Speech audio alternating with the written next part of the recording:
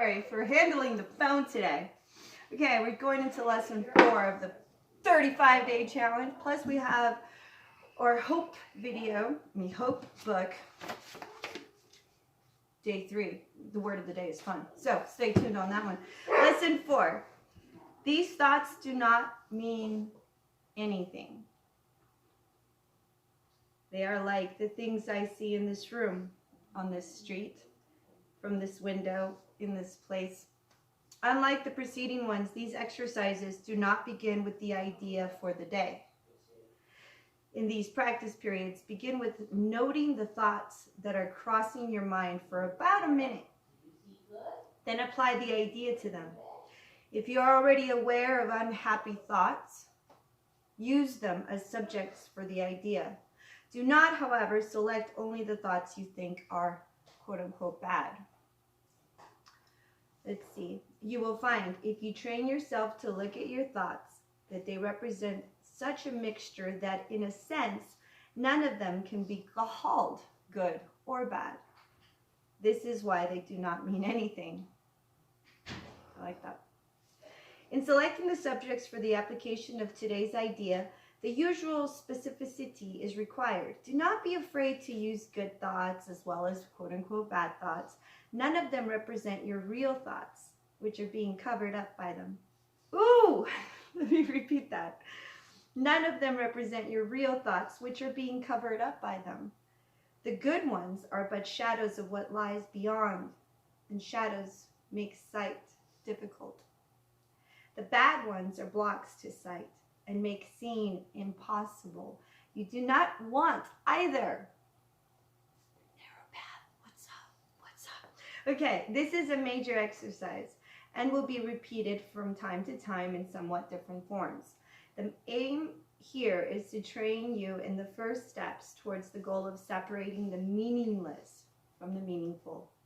It is a first attempt in the long-range purpose of learning to see the meaningless as outside of you and the meaningful from within. It is also the beginning of training your mind to recognize what is the same and what is different. In using your thoughts for application of the idea for today, identify each thought by the central figure or event it contains. For example, quote, "This thought was blank," does not mean anything. It is like the thing I see in this room, on this street, and so on. You can also use the idea for a particular thought that you recognize as harmful. This practice is useful, but it is not substitute for the more random procedures to be followed for the exercise. Do not, however, examine your mind for more than a minute or so. Let me repeat that. Do not examine your mind for more than a minute or so.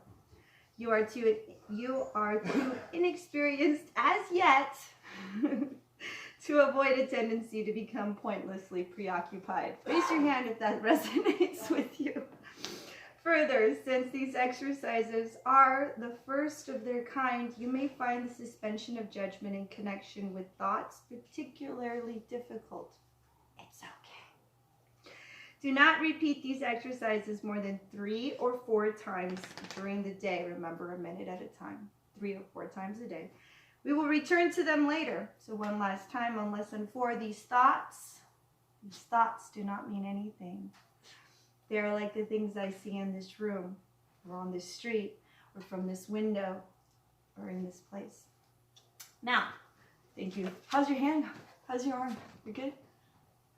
Yeah, okay. Hope, day 3. Fun. Word of the day is fun, from the Hope book. It's kind of fun to do the impossible. Ow! What's up? That was Walt Disney that said that. Let's not hold that against the quote. No, what? It's kind of fun to do the impossible. Fun used to be a frivolous word when I was growing up. Some of the other kids were made fun of for being full of fun. Raise your hand if you resemble that remark. What's up? Okay. I was rewarded for being the serious grown-up as a child. I look back now and say, wow. Once I heard that it was never too late to have a happy childhood, I came to realize the higher truth of this quote that I heard, and I traveled through my younger serious days. How could anyone as serious as I have a happy, fun time, I wondered. As I learned to lighten up, I was uncomfortable at first. When a bad thing happened, I kept making changes that served my creative and happy sides. What a difference some fun makes.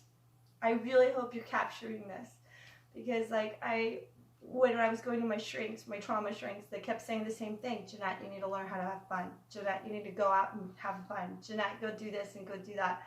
And I didn't realize till then how I didn't know how to have fun, because I was so tightened up. And so I'm going to repeat this little last bit before we finish off here. As I learned to lighten up, I was uncomfortable at first. When a bad thing happened, I kept making changes that served my creative and happy sides. So take one bad thing, one bad habit that you have, like always looking in the bad side or always being on the defense, and literally force yourself to switch it to something creative. Go do something completely different. Go garden, go paint something, go play basketball, whatever. Completely get yourself out of your train of thought into something different, something creative, something happy. Okay. I kept making changes that served my creative and happy sides. Go make a bracelet, whatever. What difference some fun makes.